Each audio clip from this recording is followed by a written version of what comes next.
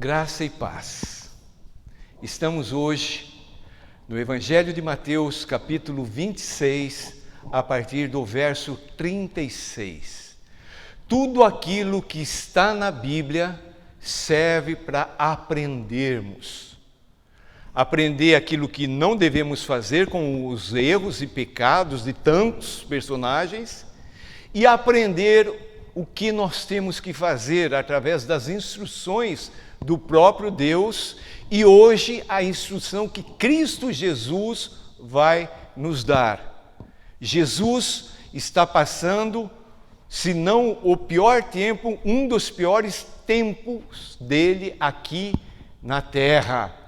Uma situação muito pesada de sofrimento, de dor, Jesus no Getsêmani. E eu fiquei pensando, ninguém o acompanhou aquele momento de oração ao Pai. Então eu pessoalmente creio que quando ele ressuscita, numa de suas aparições, ele ficou cerca de 40 dias, apareceu várias vezes, apareceu a mais de 500 pessoas. Numa dessas vezes eu creio que ele informou o ocorrido ali. Ou então o Espírito Santo, não é? Levou Mateus e os outros que escreveram os evangelhos a tomar conhecimento desse fato. Vamos seguir passo a passo ali nesse momento crucial da vida de Jesus. E nós vamos aprender coisas tremendas aqui. Verso 36. Em seguida, logo após, ele participa da ceia, canta um cântico, anuncia, não é? Que Pedro vai traí-lo e em seguida foi Jesus com eles a um lugar chamado Getsêmani e disse a seus discípulos. Então nós vemos Jesus saindo com os discípulos especificamente para um lugar. Esse lugar Getsêmani era um lagar, um lugar de se preparar o azeite. É um lugar de prensa, é um lugar de dor, é um lugar de sofrimento. E para esse lugar que Jesus foi. E Jesus diz para os discípulos: assentai-vos aqui, enquanto eu vou ali orar. Então a primeira coisa que nós aprendemos é que nós temos que orar. Em todos os tempos, mas existem tempos específicos em que parece que o mundo vai acabar, a tempestade não cessa sobre as nossas cabeças, tudo parece estar dando errado, nada parece ter solução. Nesses momentos, assim como Jesus, nós temos que separar um lugar de dor, de sofrimento, para orar. Jesus orou. Jesus sentiu a necessidade de orar. Quanto mais eu e você. Então Jesus vai para aquele lugar. O verso 37. E levando consigo a Pedro e aos dois filhos de Zebedeu, começou a entristecer-se e a angustiar. Nós notamos aqui que Jesus levou os mais íntimos. Você que segue, né, o WhatsApp da comunidade, volta e meia alguém coloca ali: ora por mim, ora por essa situação, ora por esse pedido, né? Essa semana oramos pela Alice, já está bem, né? Graças a Deus. Miriam já está bem, graças a Deus. E a gente vai orando, orando. Sabe, irmãos, não é errado. Se Jesus fez isso, Jesus levou para junto dele, para perto dele. Nós precisamos também de outros. Nós precisamos aprender a pedir socorro. Irmão, ora por mim, eu vou fazer esse exame, eu estou vivendo nessa situação. Há uma coisa que nos bloqueia de fazer isso, sabe o que é? Orgulho. Não, eu não preciso de ninguém. Jesus precisou. Jesus está nos ensinando aqui lições maravilhosas. E ele começou a entristecer-se e a angustiar-se. Verso 28, ele disse: a minha alma está profundamente triste até a morte. Há um evangelho, outro evangelho sendo pregado nos nossos dias. Se você vier a Jesus, você não vai ter mais problemas, você não vai ter mais sofrimento, É mentira! É mentira! Nós somos chamados para participar dos sofrimentos de Jesus. Se não existisse sofrimento em nossas vidas, a gente poderia chegar à conclusão de que nós não precisamos ser como Jesus, porque Jesus sofreu. Ele está numa situação de tristeza, de angústia, tristeza até a morte. E Lucas nos mostra que o sofrimento dele chegou a um limite extremo, que ele chega a derramar suor, sangue. A medicina diz que é o maior sofrimento que alguém pode passar. E se ele passou, ele nos ensina que também nós passaremos. Muitas vezes, aquele que está instruído erroneamente, nesse momento de sofrimento, ele chega até a se culpar. O que eu estou fazendo? Porque agora eu sou crente, eu sou cristão, agora eu não deveria sofrer mais. Por que eu estou passando por isso? Jesus passou, eu vou passar, você vai passar. Talvez você esteja passando. Ele se entristece. E termina o verso 38, ele diz para os 3 discípulos, amigos mais íntimos: ficai aqui e vigiai comigo. Fica aqui, participa desse momento comigo. Ora por mim, intercede por mim. Irmãos, passamos por situações assim, que muitas vezes não conseguimos nem orar, não é verdade? Só conseguimos clamar: Jesus, Jesus, Jesus. Ele está em sofrimento. E aqueles 3 íntimos que participaram 3 vezes de situações de revelação de Deus, e aqui é uma delas. Verso 39, adiantando-se um pouco, prostrou-se sobre o rosto, orando e dizendo. Aqui nós vamos aprender como orar, ou orar como Jesus. Ele se prostrou. Eu me lembro do nosso irmão Mário Travasso, foi encontrado ali, caído ao lado da cama, com a Bíblia aberta, num momento de oração, de prostração. Muitas vezes a gente vai perdendo essas práticas, amados. A própria prática da oração, da prostração, se ajoelhar aos pés do Senhor. E o Senhor Jesus, então, ele ora. E nós aprendemos com essa oração. É uma oração muito simples, porém de um conteúdo tremendo. Primeiro, ele chama Deus de Pai. Quando nós oramos, nós falamos Abba, papai, papaizinho. Não com aquela ideia, não é? De um pai duro, de um pai vingador, de um pai que gosta de castigar, não, de um pai amoroso. Chegamos até Ele e podemos ter acesso, porque Cristo Jesus abriu o caminho, o véu foi rasgado, agora nós temos intimidade, livre acesso ao Santo dos Santos. Podemos chamá-lo de Pai. Meu Pai, se possível, passe de mim este cálice. Jesus, ele está falando daquilo que está no coração dele, nas emoções, nos sentimentos. há muita dor, há muita angústia, há muita tristeza. Mas será que é pelo fato de ser pregado na cruz? Será que é pelo fato do sofrimento físico? Eu diria também. Mas está muito mais ligado àquilo que Jesus ia pagar, o preço dos nossos pecados. Passa de mim esse cálice. Homens de Deus, tementes a Deus, eles dizem, estudando esse texto, que esse cálice certamente é o cálice da ira de Deus.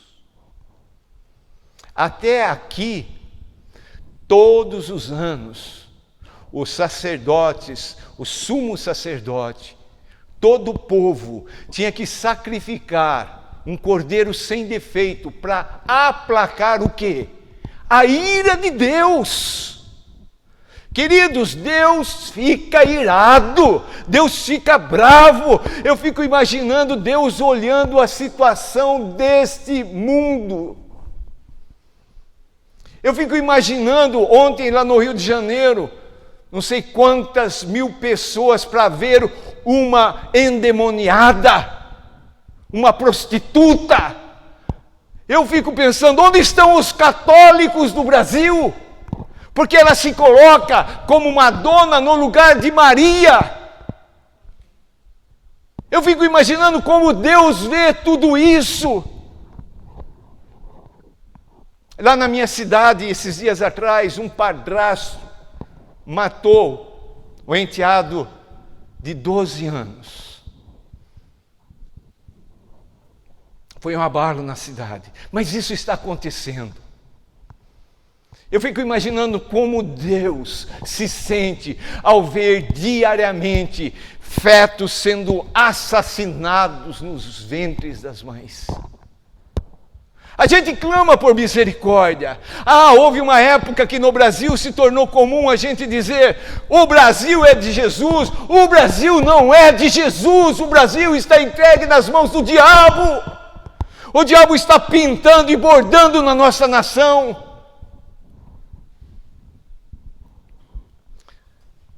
O cálice da ira de Deus está quase completo. Quando nós olhamos situação igual lá no sul do Brasil, não tem como a gente não pensar o que os governantes daquela localidade, não é? A feitiçaria ali, tem a cidade que é o maior centro de feitiçaria no Brasil. Você acha que é a natureza simplesmente, é por acaso? Há alguém que controla, que comanda tudo. Ou Deus está fazendo, ou Deus está permitindo que aconteça. E Jesus chega e fala: meu Pai, se possível, passa de mim esse cálice. Queridos, tem sofrimento que nós temos que passar. Mas podemos falar para Deus. Jesus falou: Deus, se possível, passa de mim esse cálice. Talvez alguém aqui esteja passando por uma enfermidade que se torna a tristeza. Como a gente gosta de estar bem de saúde, mas talvez Deus esteja permitindo e Ele sabe o que Ele está fazendo.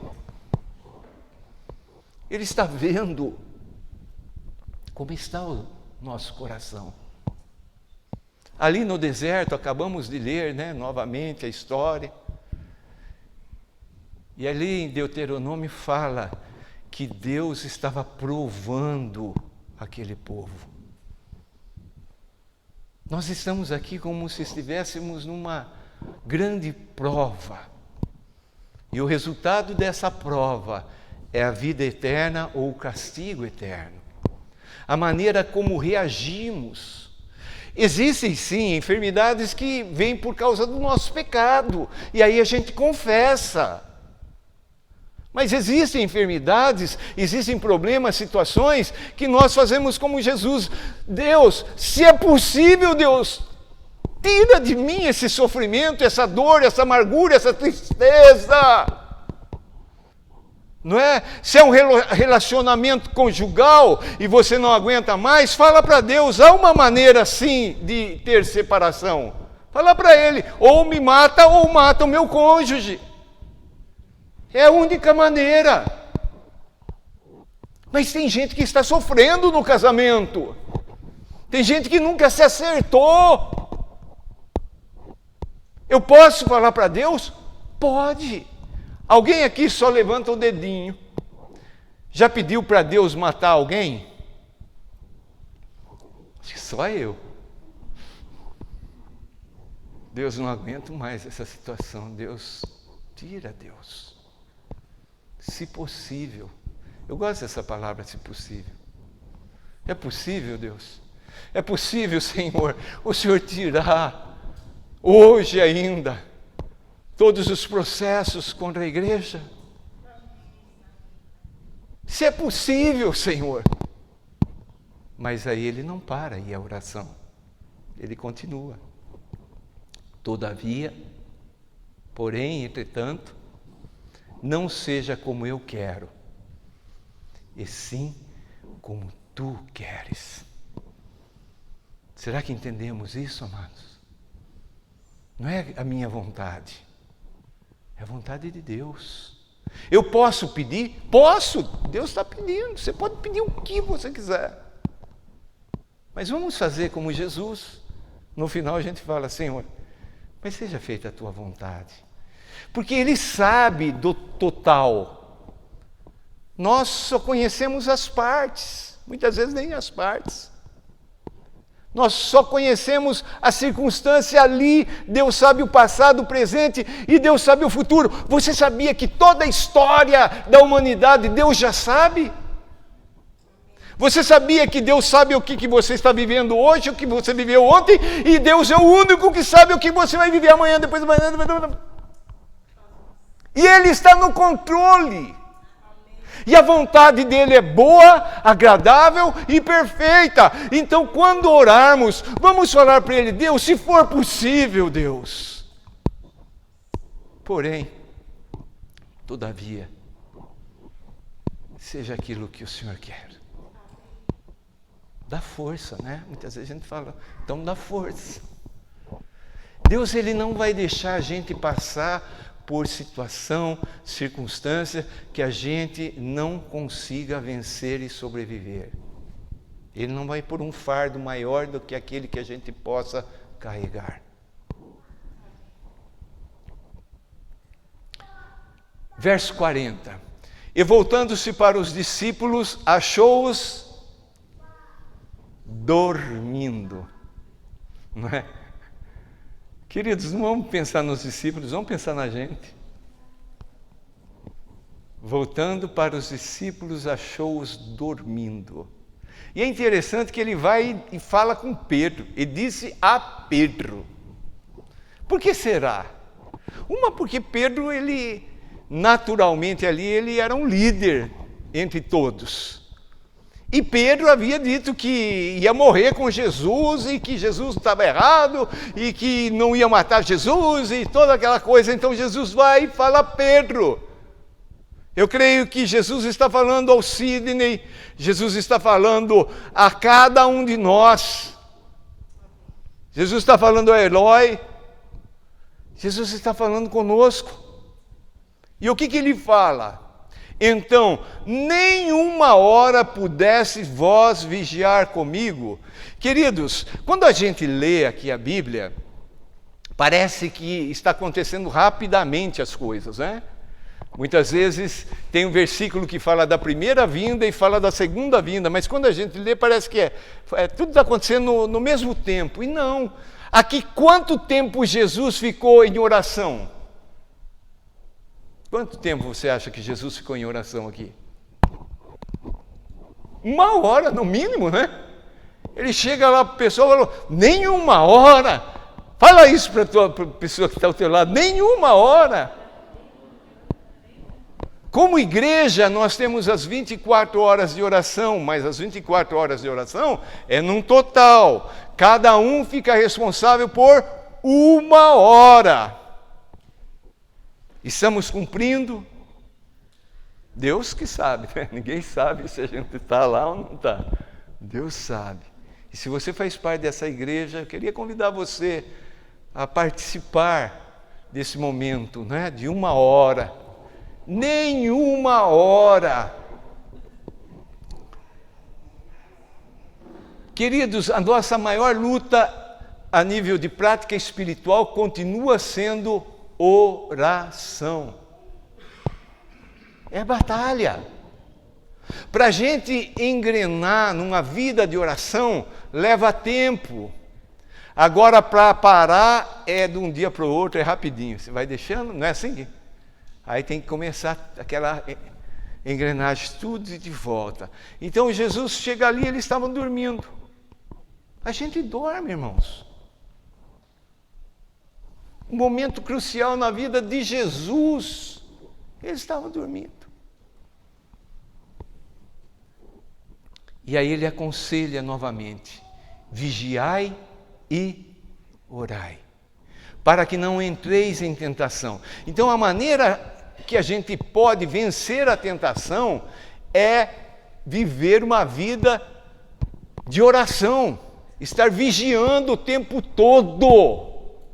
Porque muitas vezes a gente não percebe, daqui a pouco a gente fala uma coisa que não devia, deixa um pensamento se alojar na nossa cabeça que não devia, os nossos olhos vão em cima de uma coisa que não devia. Por isso que a gente tem que vigiar, orar, constantemente, para que não entreis em tentação. O espírito, na verdade, está pronto. Aleluia! Você pode falar amém? O nosso espírito, ele está sendo conduzido pelo Espírito Santo. Ele está pronto. Mas a carne é fraca. Não adianta a gente falar, não, eu sou forte, eu resisto. Não é? Não adianta, a gente é fraco. Por isso que a gente tem que ir lá e falar, pai, papai, novamente estou aqui, Senhor. Outra vez, Senhor, falei o que não devia falar, pensei, pequei. Verso 42, tornando a retirar-se, orou de novo. O que ele vai orar dessa segunda vez? Mesma coisa. Meu Pai, se não é possível passar de mim este cálice sem que eu o beba, faça-se a tua vontade. Jesus está sofrendo muito. Jesus está angustiado. Sentimento de morte. Jesus sabe de tudo o que vai acontecer. Mas uma coisa é saber, outra coisa é passar. Nós sabemos que quando nós andamos no vale da sombra da morte, Deus está conosco, nós sabemos disso. Mas quando passamos por isso,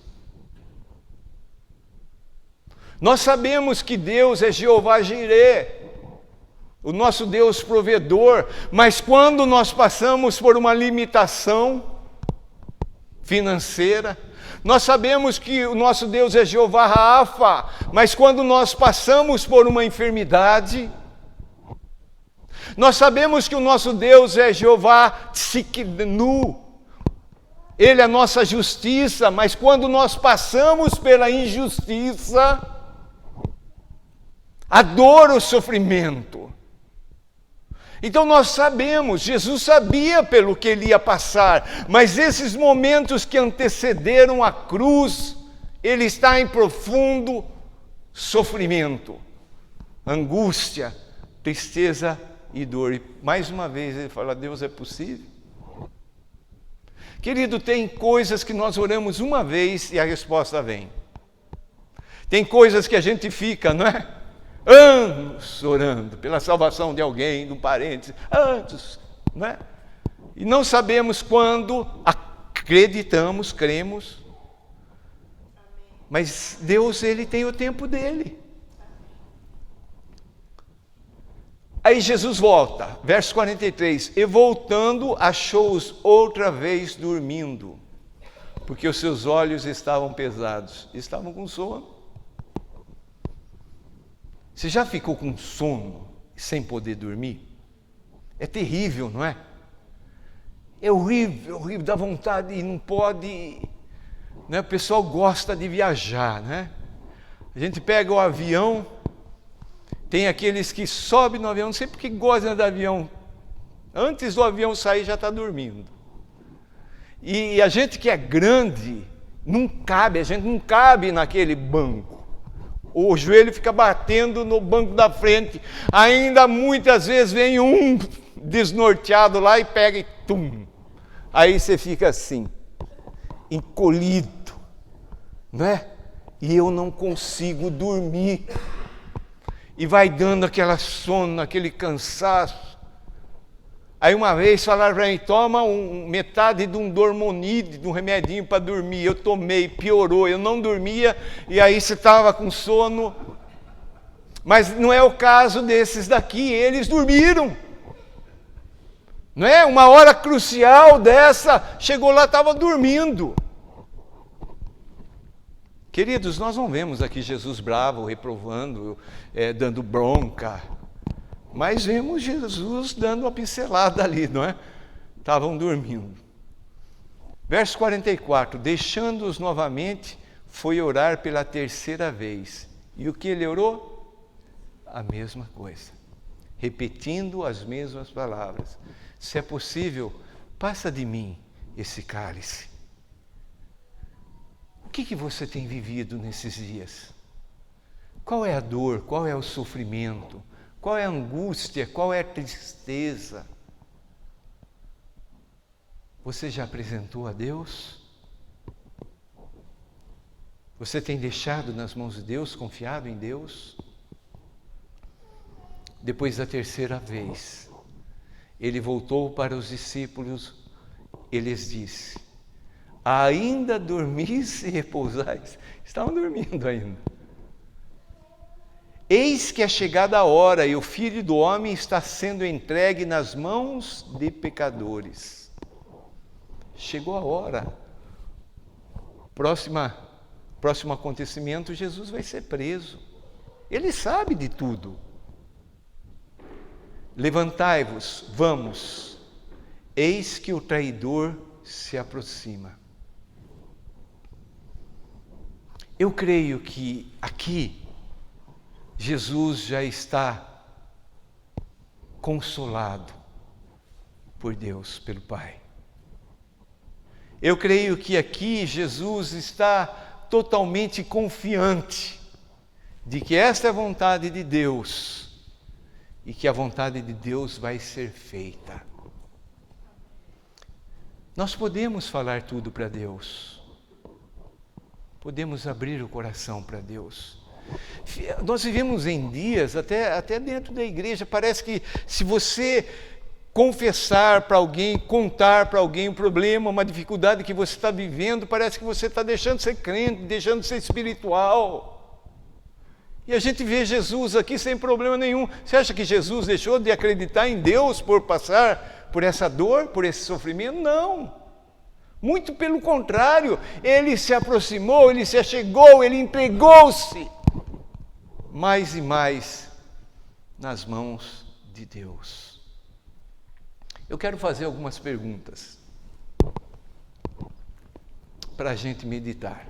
Primeira pergunta: você ora para conseguir as coisas de Deus ou para ter comunhão com Deus? Deu para entender? Tem um monte de gente que ora, mas a oração é uma lista de pedidos. Posso orar pedindo? Jesus orou pedindo, mas não só isso. Eu preciso ter comunhão com Deus. A segunda pergunta: você ora para mover Deus ou para Deus te mover? Deu para entender? Muitas vezes a gente quer falar o que Deus tem que fazer. A gente quer que Deus mude. Mas aquele que entende que a vontade de Deus é muito melhor do que a própria vontade, ele pede para Deus mudar. Os instrumentos, né? O violão tem um aparelhinho, hoje vem já no próprio instrumento, que é o afinador. Antigamente, o diapasão. É um ferrinho assim, você bate, tim, dá a vibração da nota Lá. Daí afina-se o instrumento. Agora imagina se o cara, violão desafinado, e querer mudar o diapasão. É a mesma coisa que a gente, como instrumento desafinado, querer que Deus mude, Deus afine segundo a nossa afinação, que está totalmente desafinada.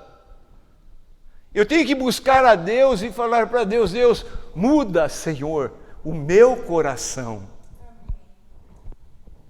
Em terceiro lugar, terceira pergunta: você ora para sair da dor, do sofrimento, ou para Deus te dar força para passar pela dor, pelo sofrimento?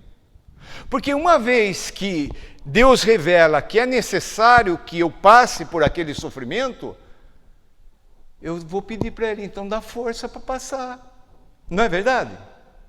Porque muitas vezes a gente se acha tão fraco, tão incapaz, que a gente fala: Deus, se o Senhor não me ajudar, eu vou afundar, eu vou morrer. Davi não falou isso para Deus? Deus, daí como é que eu vou te louvar se os inimigos vão me matar?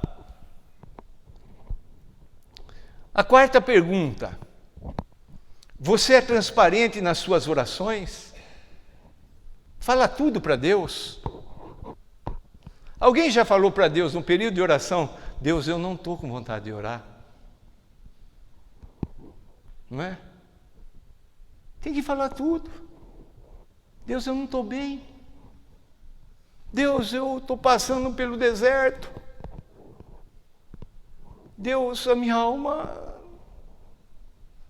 A gente olha os salmos, a gente vê os compositores rasgando o coração diante de Deus, falando tudo para Deus. Ah, mas se eu falar isso, Deus vai ficar chateado comigo. Ele já sabe disso. Confessar é abrir a boca e concordar com aquilo que você fez, que você é, que você pensa, que você está vivendo. Como que nós vivemos hoje em dia? Você está passando na rua, encontra uma pessoa: oi, tudo bem? Ela do outro lado da rua: oi, tudo bem? Você, tudo bem? Tudo bem, tudo bem, tudo bem. E muitas vezes não está bem. Muitas vezes a coisa está difícil. Muitas vezes há sofrimento, há dor, há dúvida. Você luta com dúvidas? Esses dias, vendo Deus mandar matar todos numa cidade, eu fiquei pensando: Jesus. Eu falo assim, parece que não é o meu Deus, mas é Ele. Abrir o coração para Ele, falar tudo para Ele, falar tudo para Ele. A quinta pergunta: você ora desesperado ou como se estivesse tudo bem? Numa situação dessa, você acha que Jesus chegou ali e falou assim: Pai, se possível, passa o cálice, seja feita a tua vontade? Você sente aqui que há emoção nessa oração de Jesus? Que é um desespero? Deus vai derramar sobre ele a ira. Deus vai derramar sobre Jesus toda a culpa dos nossos pecados e toda a humanidade, aquilo que já pecamos e aquilo que vamos pecar ainda. Vai ser colocado sobre Jesus todas as nossas enfermidades. Às vezes a gente está ali com aquela dor de cabeça, a gente fala: não aguento mais. Agora imagina Jesus suportando todas as nossas enfermidades.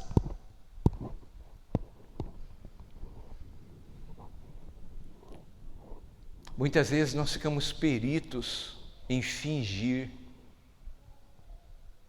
uma aparência: o que vão falar de mim, não é? Pessoa, se chegar lá na igreja, do jeito que eu estou por dentro, o que vão falar de mim? Né? Passa ali as mulheres, né? Um ruge, sei lá como é que chama, né? Blush, mas tem ruge também, não tem? Né? Aquelas mulheres que apanham no marido e que tentam camuflar o sentimento.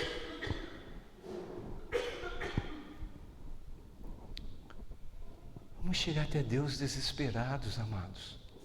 A nossa situação não é boa, o nosso país não está bem, a nossa cidade não está bem, o mundo não está bem, não está bem.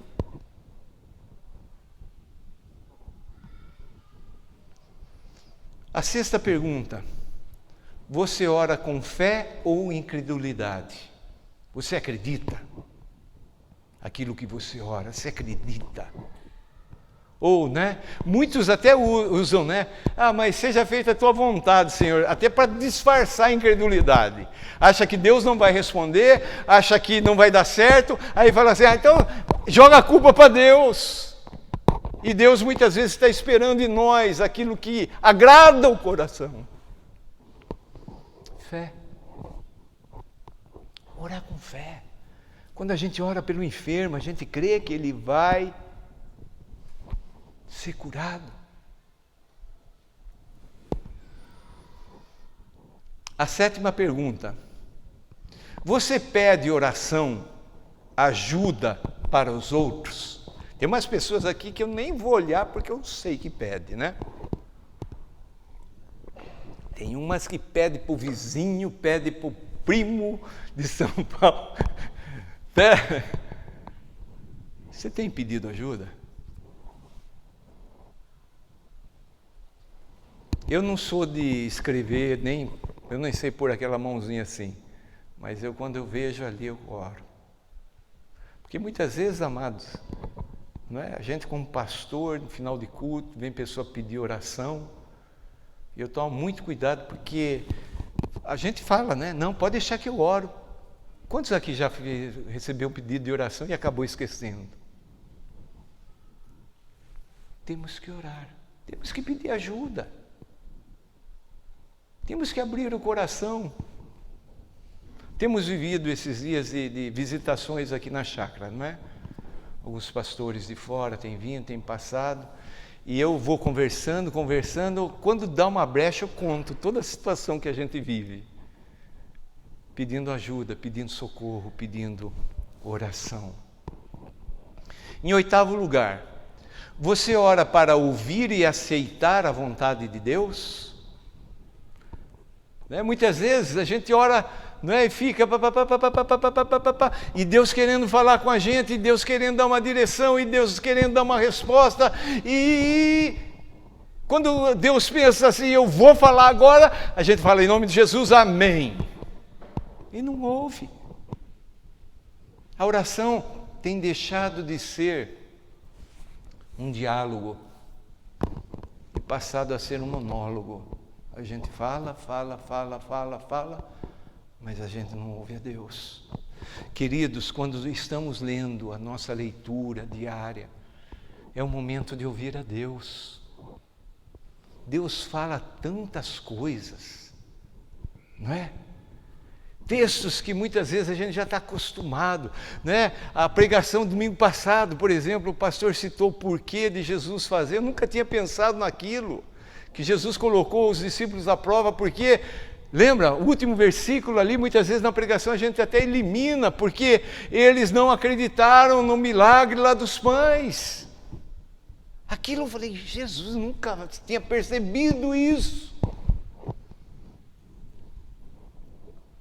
Nona pergunta: você acredita que Deus responderá às suas orações? Quantos acreditam que Deus vai responder a oração? Mas qual é a resposta? Né? A gente quer que sempre seja sim. Né? Deus, eu estou enfermo, cura. Sim, aleluia. Mas Deus tem outras maneiras de responder. Aqui, no caso de Jesus, qual foi a resposta de Deus? Não. Né?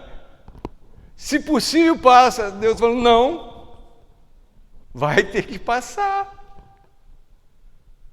Então nós precisamos entender que Deus pode responder sim, Deus pode responder não. Lembra de Balaão? Ele orava, Deus falava não, e o que ele fazia? Continuava, até que...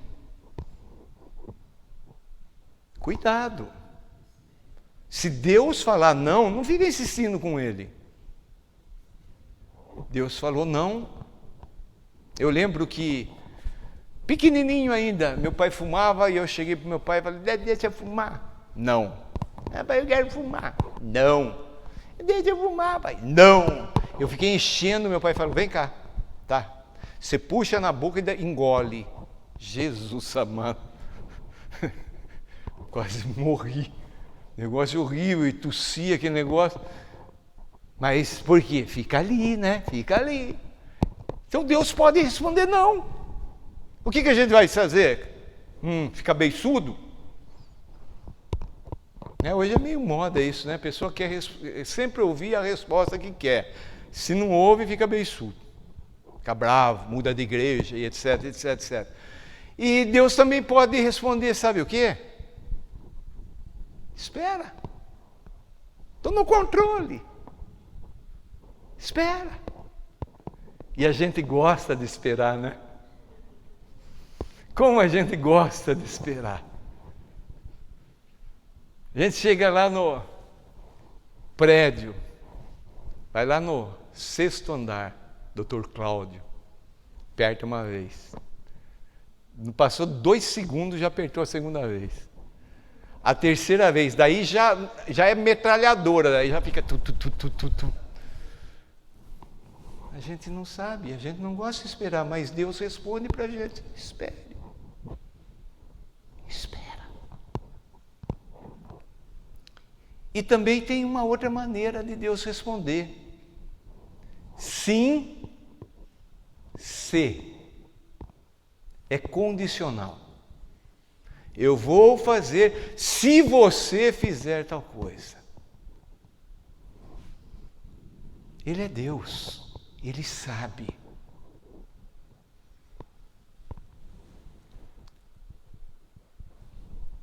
A última pergunta, você quer saber a vontade de Deus e obedecer? Tem pessoas que querem saber a vontade de Deus, mas não quer obedecer. Concluindo, você quer que Deus faça a sua vontade ou a dele? Jesus, na oração do Pai Nosso, ele nos ensinou a orar dizendo, seja feita a tua vontade, assim como é no céu. No céu, a vontade de Deus é plena. Então nós precisamos aprender essas coisas. Precisamos aprender que passar por tempos difíceis, de dor, de angústia, de tristeza, de sofrimento, faz parte. Isso não nos desqualifica de sermos cristãos. Isso não nos faz menos espirituais, porque Jesus passou por isso. Precisamos aprender a pedir socorro. Por favor, me ajude. Por favor, me ajude. Por favor, ore por mim, ore por essa situação. Precisamos orar, apresentando, rasgando nosso coração totalmente a Deus. Mas concluir dizendo, seja feita a tua vontade. E não agir como criança, que o pai e a mãe não faz a vontade do filho, não é? Se joga no chão, faz aquele... coisa feia, não é? Coisa feia. Quero convidar você a baixar a cabeça, fechar os teus olhos.